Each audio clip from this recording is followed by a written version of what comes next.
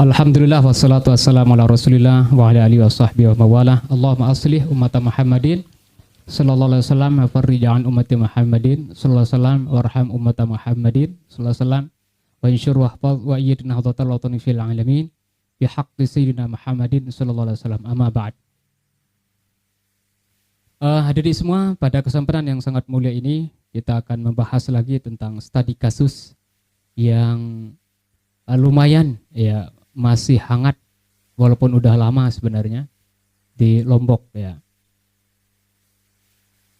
tentang masalah kasus Ustadz Mizan Qudsiah ya. Saya mendapatkan informasi bahkan foto dan video ya, tentang masalah makam yang disebut oleh beliau ternyata memang benar-benar ada. Makam itu ada katanya di Kecamatan Pujut. Kalau tidak salah desanya Desa Kenau ya. Ini makam ini katanya populer di Pengembur katanya ya. Intinya Kecamatan Pujut. Saya tanya orang yang menginformasikan kepada saya apakah diziarahi? Ya katanya suka diziarahi, dikunjungi maksudnya. Tapi kadang-kadang orang ke sana itu hari-hari tertentu untuk bertapa katanya ya. Berarti intinya diziarahi. Nah berarti kalau benar ada apa yang disampaikan oleh Ustadz Mizan Qudsiah itu semakin membuktikan bahwa beliau itu mengucapkannya itu tanpa ada unsur untuk mencela makam-makam yang sudah disebut sebelumnya. Ya, karena memang menurut keyakinan beliau ada namanya makam ya Tain Nacong.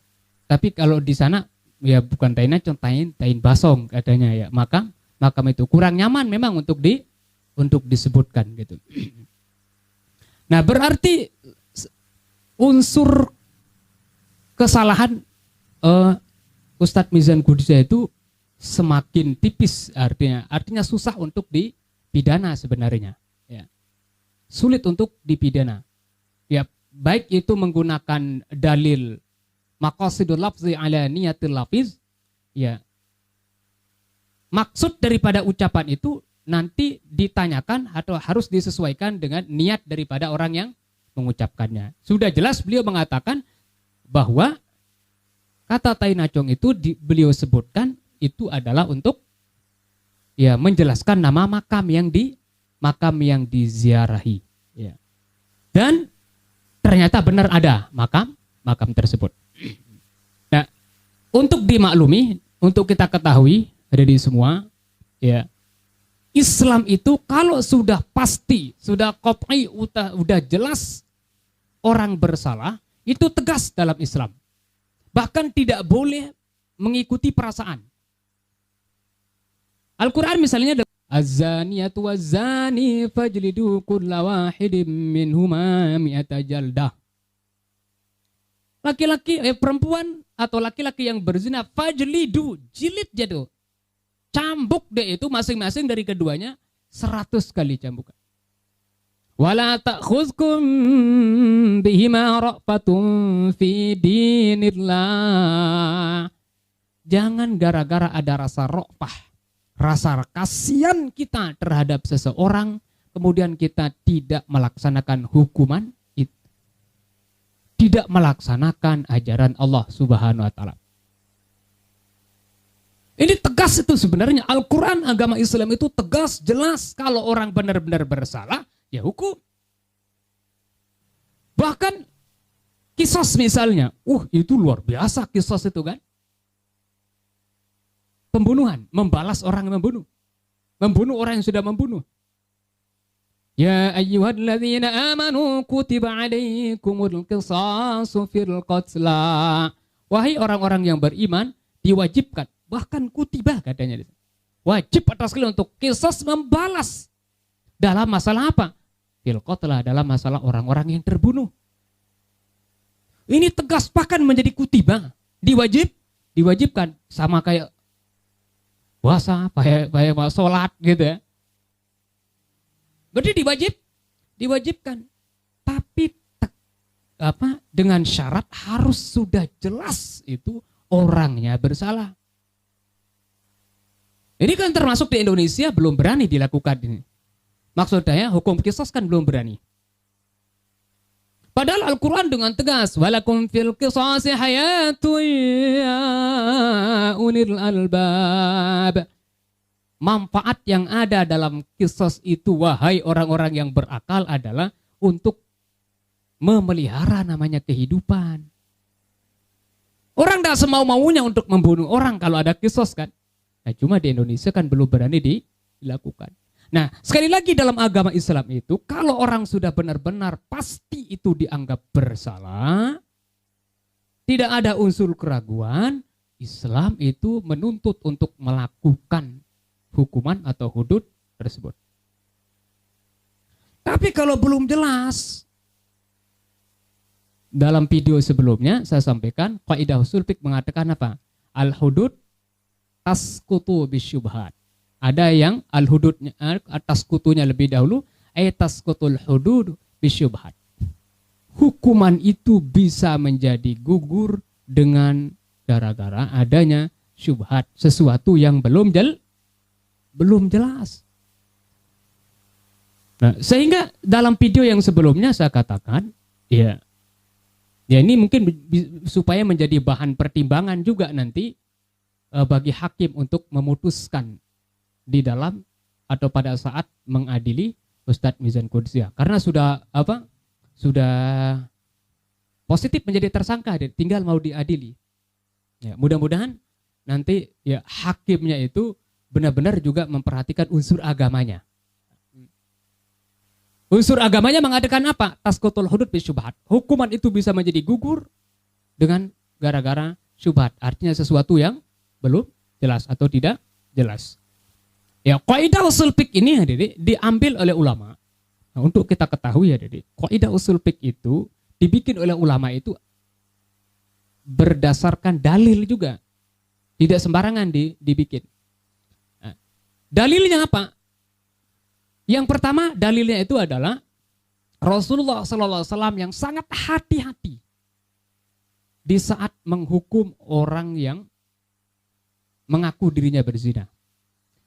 Seperti yang sudah saya sampaikan sebelumnya pada Dedik dan video sebelumnya, yaitu kasus Ma'iz. Yang mengaku melakukan zina, tapi justru Rasulullah SAW berpaling sampai 3 kali. Sama dengan kasus Al-Ghamidiyah, sama. Yaitu sampai 3 kali, baru setelah itu dihukum. Itu pun diminta dulu untuk apa? Diminta untuk melahirkan anaknya dahulu. Kemudian setelah melahirkan, Ghamidiyah datang lagi kepada Rasulullah, dan Rasulullah minta untuk menyusuinya selama 2 tahun kurang lebih. Nah, setelah itu baru dihukum. Dan itu sudah pasti dan sudah positif. Dari mana diketahui positifnya? Ya, pertama dia sendiri mengaku, yang kedua hamil.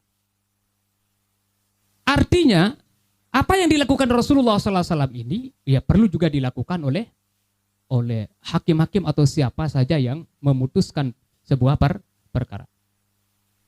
Itu dari segi praktiknya. Kemudian yang dari segi teori atau sabda Rasulullah SAW, idra'ul hudud adil muslimin mastata'tum.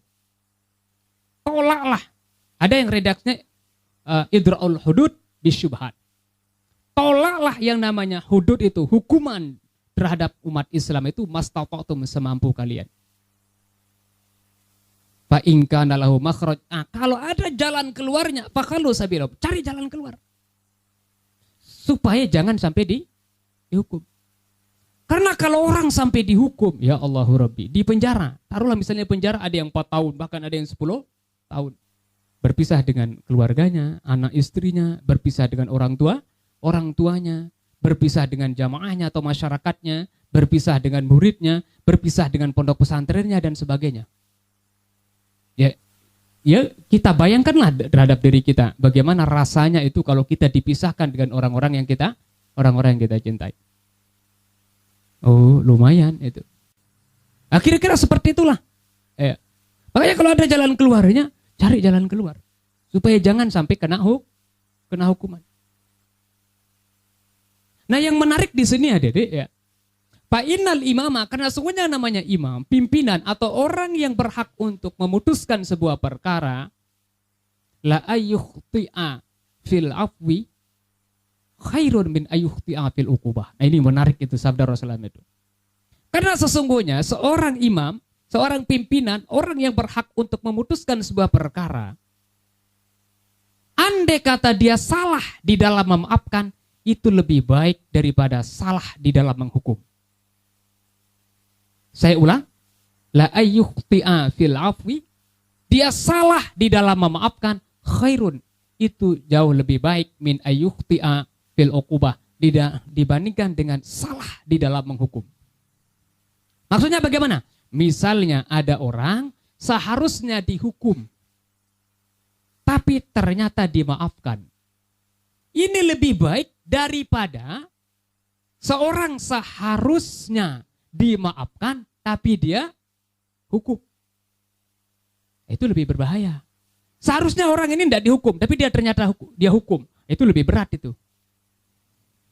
Artinya lebih baik, ya. Ini andai kata terjadi ya. Ada seorang seharusnya dia itu tidak dihukum, tapi dia hukum. Nah, itu lebih berat.